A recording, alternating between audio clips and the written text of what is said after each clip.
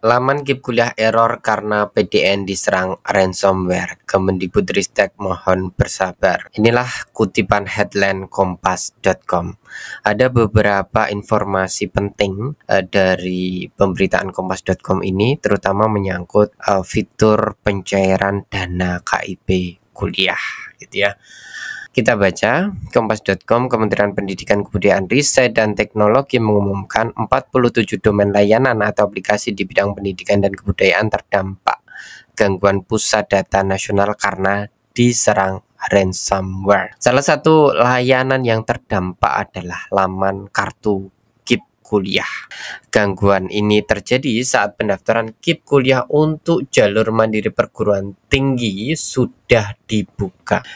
Saat ini sudah ada beberapa layanan yang sebenarnya sudah berhasil dipulihkan, seperti layanan Itjen, Kebugaran Pusmendik, dan layanan DNS Pusdatin Kemendikbudristek.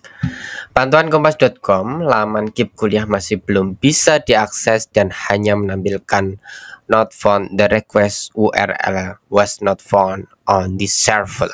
Lantas bagaimana nasib calon mahasiswa yang ingin mendaftar KIP kuliah untuk jalur mandiri perguruan tinggi? Ya bersabar gitu ya.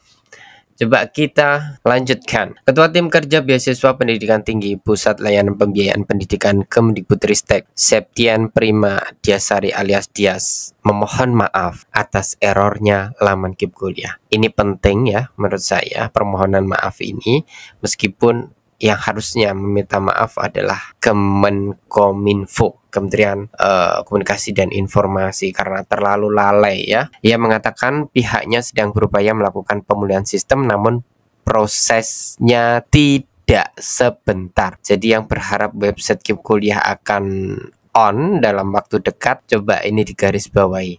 Proses pemulihan sistem ini tidak sebentar ya. Errornya laman KIP kuliah membuat layanan pendaftaran dan pencairan.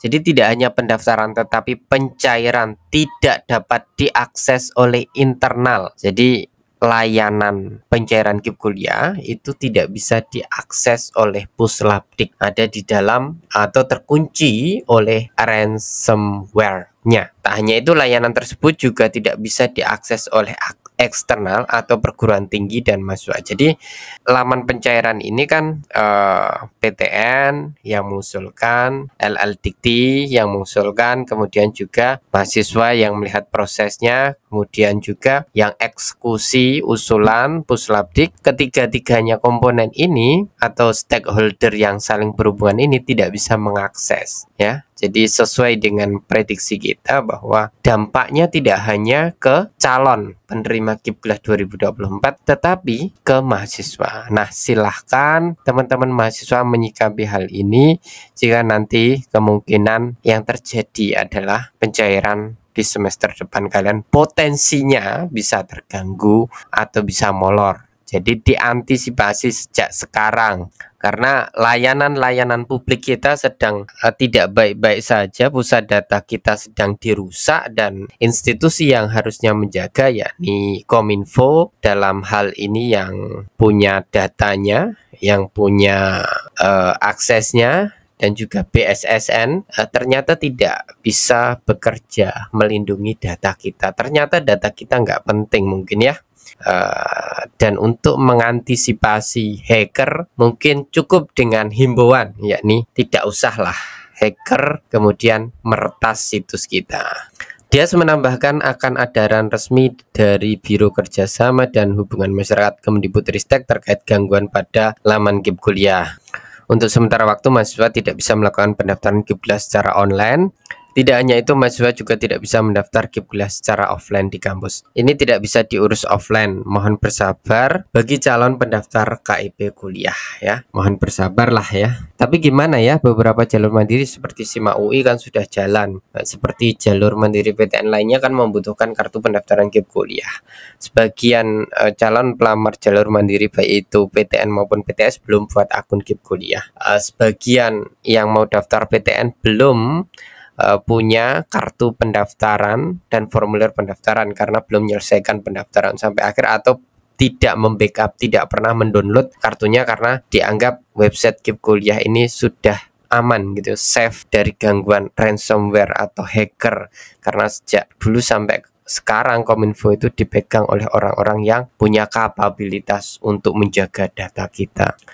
Terkait errornya laman KIP Kuliah, Kementerian Komunikasi dan Informatika menyebutkan bahwa pihaknya sudah melakukan backup. Hal tersebut dikatakan Direktur Jenderal Aplikasi Informatika Kominfo Samuel Abrijani saat rapat kerja dengan Komisi 1. Jadi kalau teman-teman lihat videonya itu memang jawabannya ya backupnya ada gitu ya. Ketika dikejar oleh Mbak Mutia Hafid ya, dikatakan memang data dari Kemendikbudristek ada backupnya. Cuman yang kadang kita juga ikut ragu ialah BSSN sampaikan hanya 2% yang backup. Nah, data Kemendikbud yang di backup ini kira-kira apakah keseluruhannya terbackup? Dalam konteks ini KIP Kuliah datanya yang jutaan itu terbackup semua, ataukah belum sempat terbackup yang pendaftar tahun 2024 ini? Karena kalau melihat permintaan backupnya itu kan di tahun 2023 berdasarkan statement pihak Kominfo di rapat dengan Komisi 1 DPR gitu ya.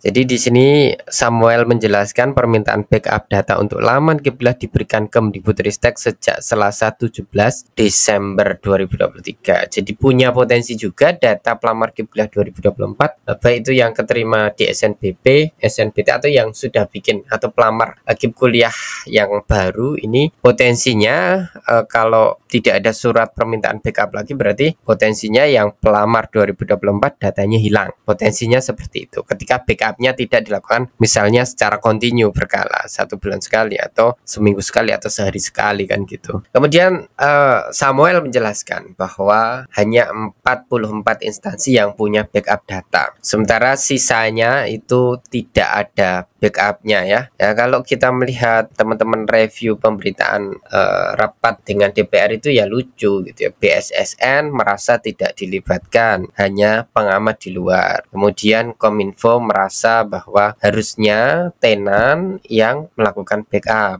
Dia sudah punya fasilitas backup. Kemudian DPR menimpali lagi bahwa ya tenan punya backup tapi punya hak untuk minta backup. Cuman yang memberi hak itu adalah Kominfo. Kalau tanpa seizin Kominfo juga nggak bisa. Kemudian Kominfo bilang anggarannya kurang ya saling lempar batu sembunyi tangan. Padahal di era digital semacam ini data itu penting gitu ya. Dan beberapa review dari pengamat menyatakan bahwa memang data yang paling mudah dibobol atau website yang paling mudah dibobol adalah kecenderungannya adalah website milik pemerintah di mana cyber security-nya sangat lemah. Apakah ini akan terus dilanjutkan? Kita melihat ini tidak menjadi isu yang cukup booming ya di lapisan masyarakat bawah, tetapi ini harus jadi concern teman-teman kelompok menengah intelektual, termasuk teman-teman anak-anak muda. Jangan sampai kemudian menganggap ini hal sepele. Kalau website pemerintah bisa dibobol, data-data penting bisa dibobol, apa yang akan terjadi pada stabilitas nasional kita kalau rahasia-rahasia kemudian diumbar ke publik ya. Tentu tidak segalanya bersih, makanya keamanan data harus jadi prioritas di pemerintahan selanjutnya. Kita nggak usah berharap pada periode ini karena membangun cyber security itu butuh jangka waktu yang cukup panjang dan harus di-backup oleh ahli dan teknologi yang benar-benar mumpuni. Sekian, semoga ada faedahnya.